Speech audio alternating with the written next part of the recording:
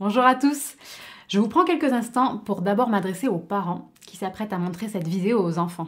Alors cette vidéo, elle a été tournée et envoyée aux familles de l'église Les Deux Rives à Toulouse parce que ça faisait plusieurs semaines que l'on parcourait ensemble, dimanche après dimanche, l'évangile de Marc, où on avait découvert que le grand roi promis était arrivé. On a commencé à le découvrir et à cause de l'épidémie, on n'a plus la possibilité de se retrouver. Mais étant donné qu'il y a encore plein de choses à apprendre dans ce livre, nous avons donc envoyé ces enseignements aux familles. La Bible nous dit que la responsabilité d'instruire les enfants revient d'abord aux parents. Donc cette vidéo n'a pas pour but de vous remplacer dans cette responsabilité, mais on espère sera un outil dont vraiment nous vous encourageons à vous saisir et à adapter à votre contexte dans votre famille. Donc c'est pourquoi, juste ci-dessous, vous avez des questions qui sont juste des pistes pour échanger avec vos enfants sur ce texte. Puis il y a aussi un lien vers un article qui vous expliquera notre démarche dans la construction de cet enseignement. J'espère que ces vidéos vont vous plaire, qu'elles vont vous être utiles, et je serai ravie de recevoir vos retours et vos réactions. Hey, salut les enfants, vous allez bien? Allez, debout, on va chanter les 5 points ensemble. C'est parti. Dieu est roi, j'ai pris sa place, je mérite d'être puni, Jésus a pris la punition, maintenant est-il mon roi? Dieu est roi, j'ai pris sa place, je mérite d'être puni, Jésus a pris la punition, maintenant est-il mon roi? Bonjour les enfants! Aujourd'hui, il est temps qu'on apprenne ensemble un nouveau verset mémo de l'évangile de Marc. Comme la dernière fois, il va falloir qu'on soit tous debout pour répéter les gestes ensemble en même temps que le verset. Allez, on y va! Et si quelqu'un veut être le premier parmi vous, qu'il soit l'esclave de tous. En effet, le Fils de l'homme est venu non pour être servi, mais pour servir et donner sa vie en rançon pour beaucoup. Alors, comment il est celui-ci par rapport au précédent? On recommence pour être sûr. Et si quelqu'un veut être le premier parmi vous, qu'il soit l'esclave de tous. En effet, le Fils de l'homme est venu non pour être servi, mais pour servir et donner sa vie en rançon pour beaucoup. Alors celui-ci, comme il est un petit peu plus court que celui de la dernière fois, je pense que vous pouvez le répéter encore plus. Et comme celui de la dernière fois, j'espère que vous vous en souviendrez toute votre vie. À bientôt! T'as pas le droit de faire ça. Faut que t'ailles là-bas. C'est interdit ce que tu fais, hein, c'est pas bien. Ça, tu dois le changer. Si quelqu'un, comme ça, vient nous embêter en nous disant ce qu'on a le droit de faire ou de ne pas faire, comment est-ce qu'on réagit? Non mais oh, tu te prends pour qui? T'es qui, toi, pour me dire ce que je devrais faire? Si c'est un frère, une sœur, un copain, un voisin, on n'a pas trop envie de l'écouter, hein, non mais il se prend pour qui? Par contre, si la personne qui nous dit ça, c'est un de nos parents, ou la maîtresse, ou un policier, ou Jean-Luc Moudenc, ou encore le président de la République, là, on ne réagit plus tout à fait pareil. Parce qu'ils ont le droit, ils sont dans une position où ils ont le droit de nous dire ce qu'on devrait faire ou on ne devrait pas faire. Et quelle erreur ce serait de rejeter leur autorité. Cette question, non mais tu te prends pour qui? C'est en fait la question que se sont posées les responsables religieux. Parce que vous vous rappelez, la semaine dernière, on avait vu que Jésus, dans la cour du temple, il avait renversé les stands. Il s'était mis dans une colère noire et il avait reproché aux responsables religieux d'avoir fait de cette maison qui était censée être une maison de prière, ils en avaient fait un coin pour les voleurs.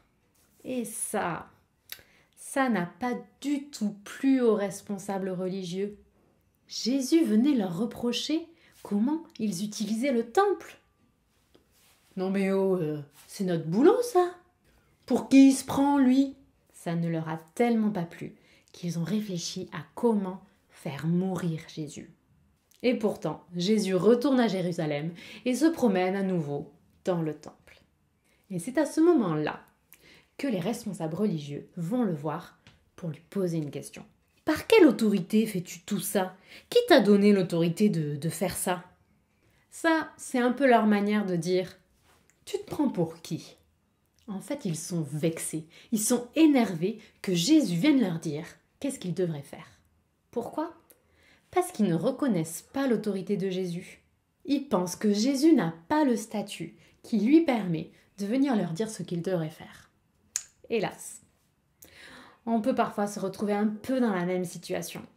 Toutes les fois où on n'a pas envie d'essayer de faire ce que Jésus dit. C'est le cas.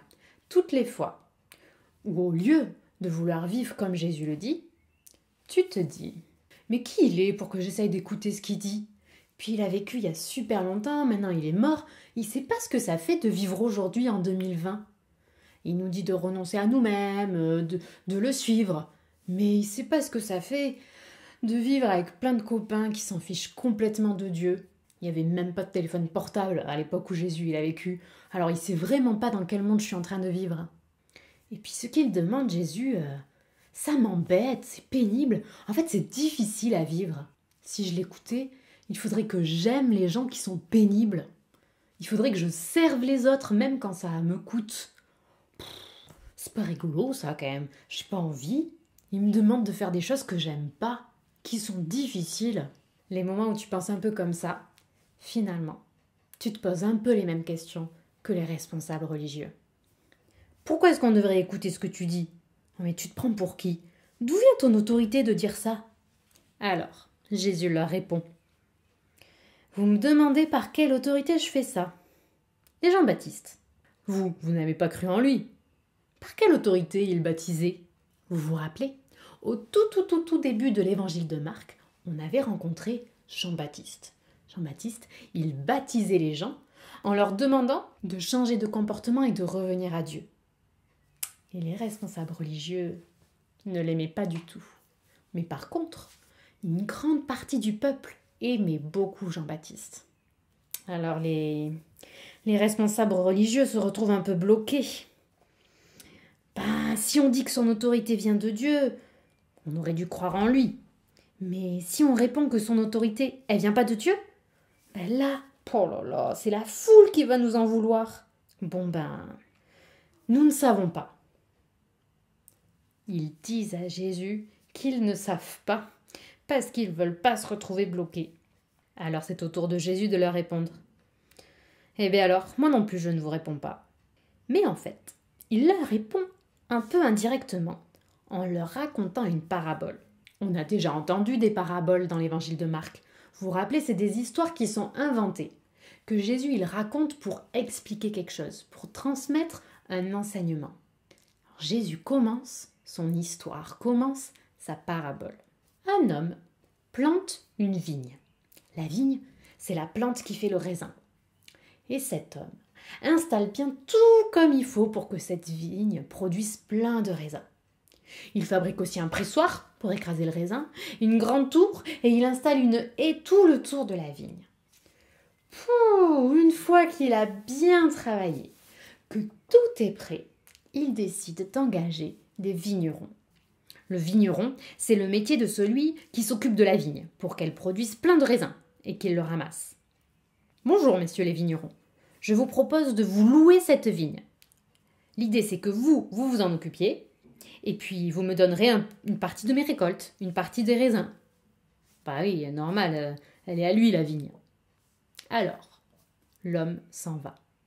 Et puis au bout d'un moment, comme prévu, le propriétaire de la vigne envoie un de ses serviteurs pour pouvoir récupérer la part de la récolte qui lui appartient. Le serviteur du propriétaire arrive à la vigne. « Bonjour messieurs les vignerons, je viens chercher la part de la récolte qui appartient au proprio. » Et les vignerons se mettent à le frapper. À le frapper, et même à le frapper très fort, et le renvoient. « Ah non, on ne lui donnera rien !» Alors le serviteur revient tout blessé auprès du propriétaire, les mains vides. Alors le propriétaire envoie un deuxième serviteur. Le deuxième serviteur arrive. « Bonjour, messieurs les vignerons, je viens chercher la part de la récolte pour le proprio. » Et les vignerons le frappent à la tête et l'insultent. Il repart lui aussi, les mains vides. Alors le propriétaire de la vigne envoie un troisième serviteur.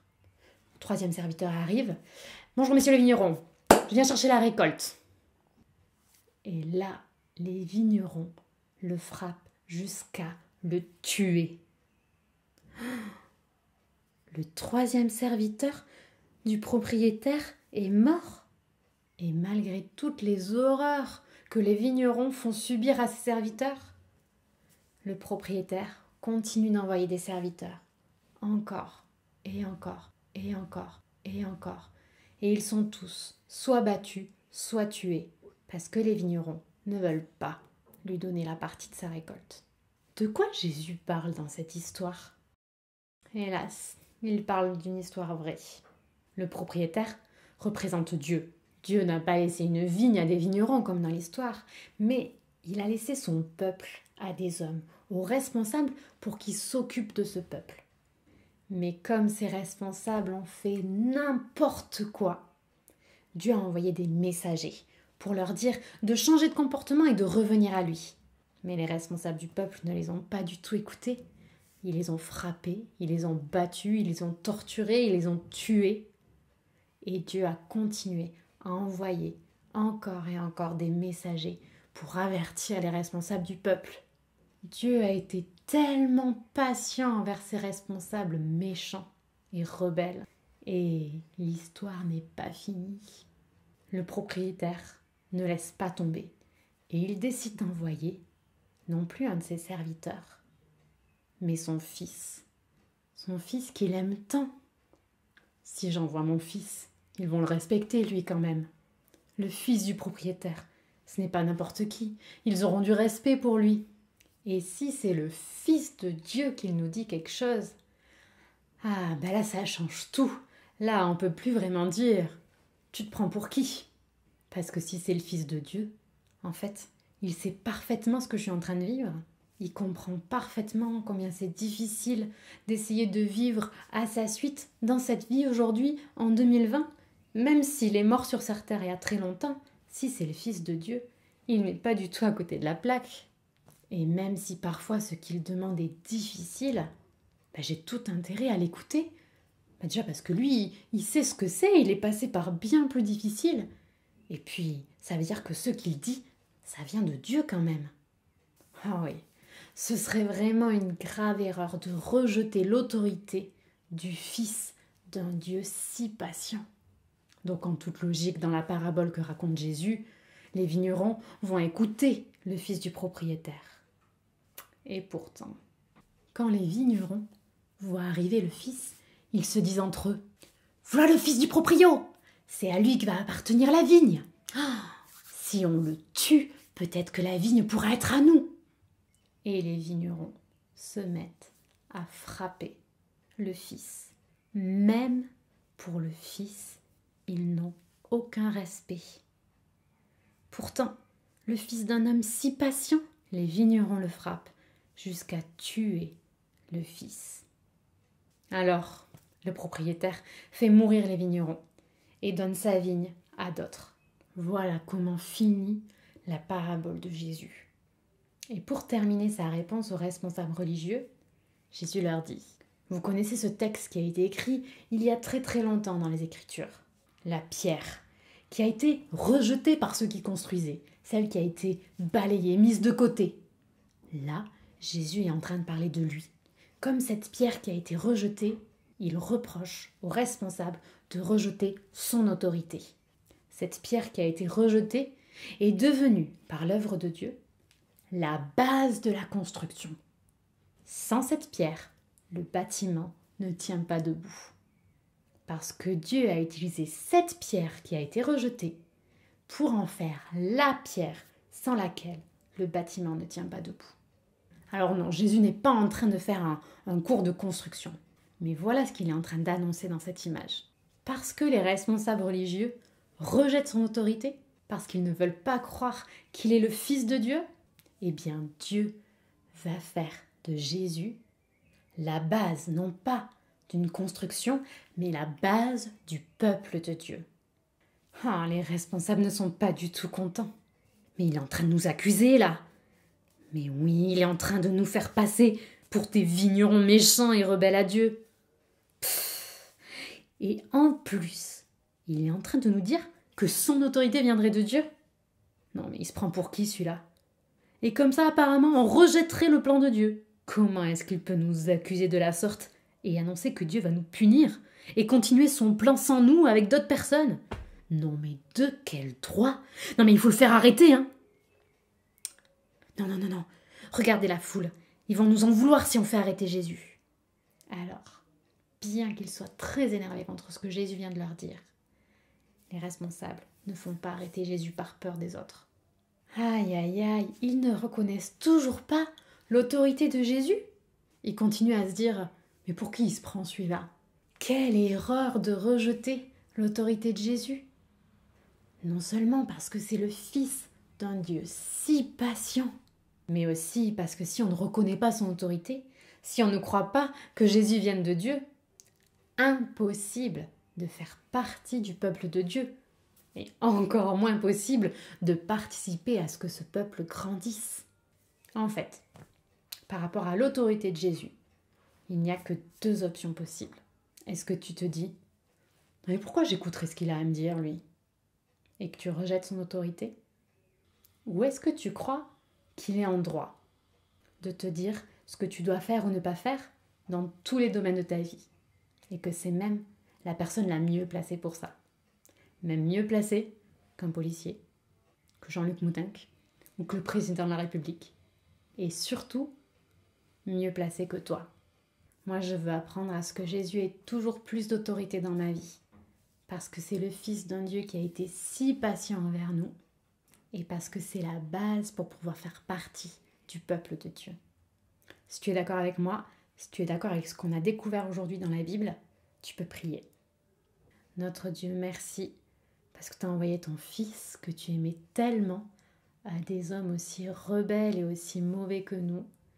Alors que tous tes messagers avaient été frappés et tués, tu as quand même envoyé ton Fils. Merci pour ta patience. Et je crois vraiment que Jésus est ton Fils et alors qu'il a le droit de me dire ce que je dois faire ou ne pas faire. Et mon Dieu, à l'aide pour apprendre toujours plus à vivre sous son autorité. Amen.